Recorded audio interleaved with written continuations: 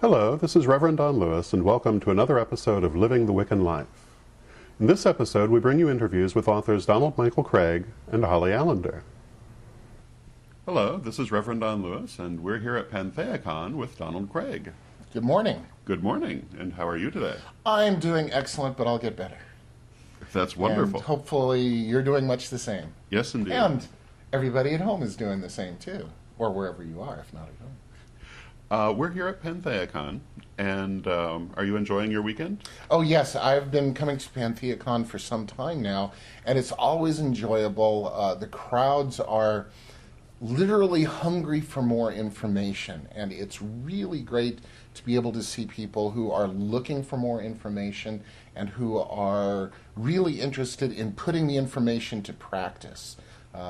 Earlier yesterday, I did a workshop on how to experience your past lives, and I'm a certified clinical hypnotherapist, and I'm also certified in teaching hypnotherapy, and we used hypnosis to allow people to experience their past lives. And over the past 24 hours, I've had lots of people coming up to me and saying, "Oh, I've been trying to experience my past lives for so long, and I finally was able to do it." And one person just said, "I always knew that I was an old soul, but now I finally experienced it and know it." And that's the thing about past lives. A lot of people talk about them, and the question is, why care about them? Yeah. It's not about what happened in the past, even if it did happen in the past. I honestly don't know. But what's important is that they can give meaning to our lives now. Yeah. And that is what's the value of past lives. I completely agree. And it's so wonderful when someone is looking for something and you can help them find it. Oh, absolutely. And what I really enjoy is what I call the aha moment. That's when somebody suddenly goes, aha, and it all makes sense to them, or something works, and their eyes light up, and if you can see auras, they sort of flash on it. It's a wonderful time to be able to share with them. Now, you have rather a large body of work, some of which is sitting right in front of us. Fancy that. And Excuse me. Would you like to say a few words about some of these different books that people can, Sure, I would learn from? Sure, I'd be glad to. The book which has attracted the most attention is Modern Magick. I managed to put the words in the right way at the right time, and it's become the biggest step-by-step instruction manual in how to do real magic. It really covers an enormous and broad area, and the goal is not to be the one book that does everything, but rather the one book that introduces people to all the basic techniques, so that once you begin with Modern Magick, you can go into any other system that you want to, and it will make sense. You'll be able to get things to work, and I've just been very, very lucky. We're here at PantheaCon, which is currently in San Jose, California, and there is a group associated with a magical organization called the Golden Dawn, and some of the people told me, "Oh yes, we use that as our beginning instruction manual." Oh my goodness. And I have letters and email. Letters are things sort of like email, but it comes somehow magically, people deliver them to your door. It's amazing. Well, people don't remember that, you know. It's sort of like records. People don't remember records, but records were big pieces of vinyl. There were big ones with little holes and little ones with big holes. It was quite interesting, and I still actually have a few of those. Yes, indeed. But I get letters all the time from people who say that their groups are using it, or that they've finally been able to achieve magical practices. And for people at home who wonder, does magic work? Yeah, it really does. I wouldn't be here if it wasn't for it, for one thing. Oh, that's true. But it can be a lot of exciting, and perhaps the most important aspect of magic is not being able to alter things, and it's not like you see in the movies. Perhaps the most important aspect of it, to my point of view, is that you can change yourself. Yes. You can become better than you think you are, better than you think you can be, and I think that's wonderful. That is. That really is the most important thing, I think. Yeah. Now, excuse me, one of my other books is called Tarot and Magic. A a lot of people look at the tarot cards and say, wow, wouldn't that be very cool if I could use them? Well, the tarot has lots and lots of uses, and the purpose of this book is to use the tarot as a means of changing your life.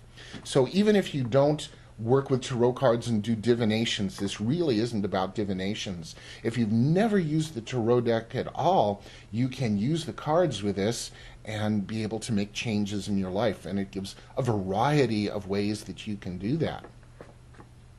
Now, one of the other aspects that I've been very interested in is the concept, which seems foreign to a lot of people, that our sexual or sensual energies can be very powerful and be more than just having fun over a couple of minutes some afternoon or some evening, or for procreation. And in fact, there's a long tradition of sexuality being very powerful and being used to help make changes in our lives. And Modern Sex Magick is a book that I did which explains a wide variety of techniques of how to use your sexual energy to make change. And one of the problems that I had seen in a number of books on sex magic is that they were always from a man's point of view. In fact, there are some traditions where it's basically the man does this and his partner helps. And then the man does this and his partner helps. And then the man does this and his partner helps.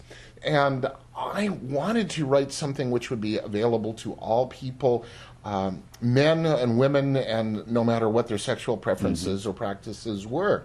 So in order to do that, I found 4 women who were willing to add their own points of view to this, and I have a chapter dedicated to their writings, which are virtually unedited. So that Wonderful. way, it's not just about the man does this and then the woman helps, but it's really about the entire, ooh, here's a good word, panoply. Very good. That's not very often I get to use panoply. The entire panoply of sexual practices, including one section on what I call the forbidden practices of the outsider. The outsider is a term that relates to people who are outside of the norm and who have other practices, and those can be very powerful because we find a great deal of our power on what could be called the edge. And when you are willing to break your personal taboo, it can be a very powerful thing.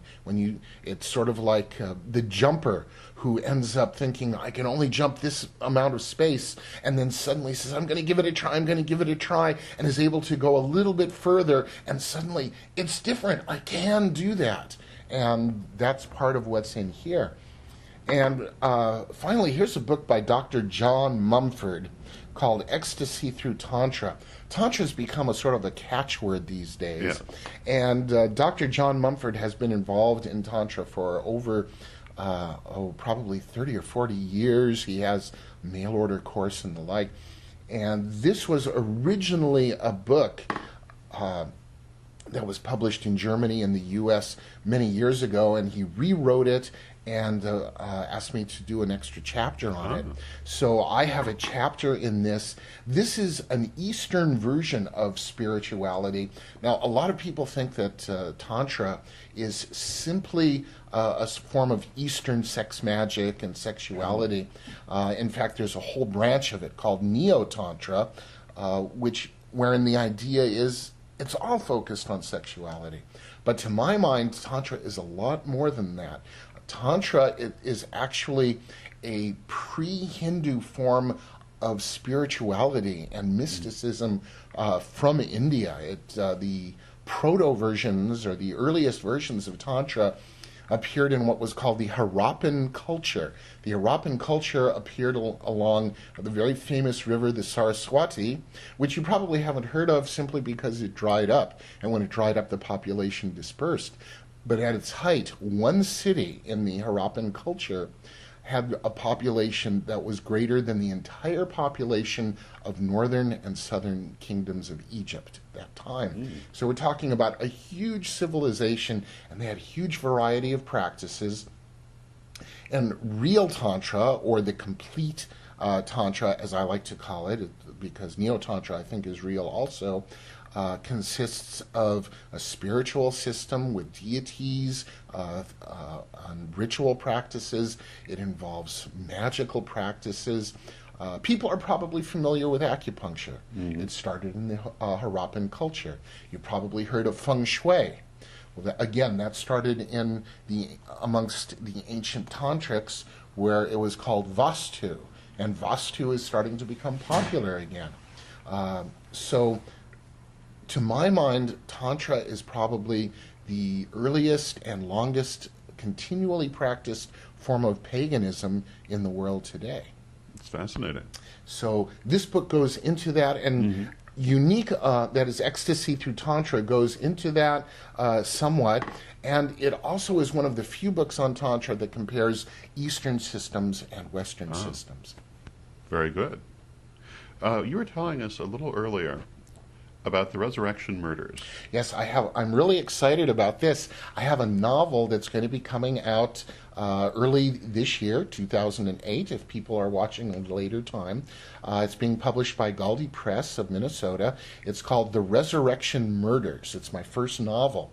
And it has 3 plots going on at the same time. The first plot is about it's got to be about a magician. He runs a magical order, but it's under attack.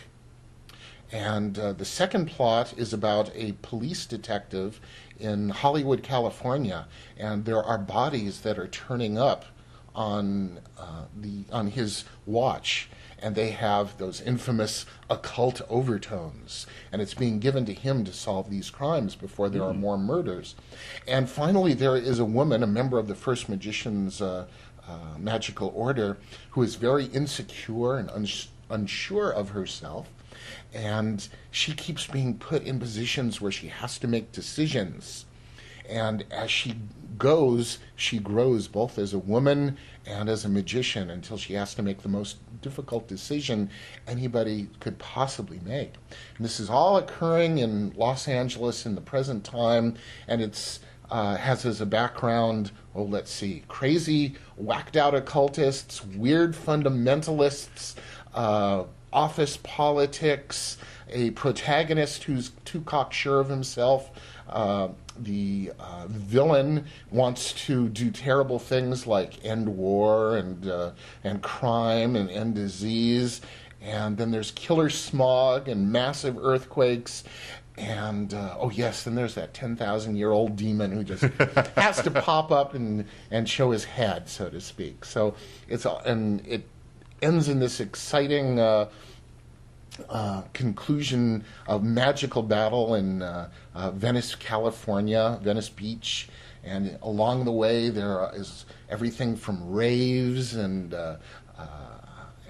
sex magic and astral projection and magical battles. So it's very exciting. I'm really excited about wonderful. it. It's going to be fun. It's called The Resurrection Murders, and it should be available late spring, early summer. Thank you for joining us for part 1 of our program. Join us again in part 2 for our interview with Holly Allender.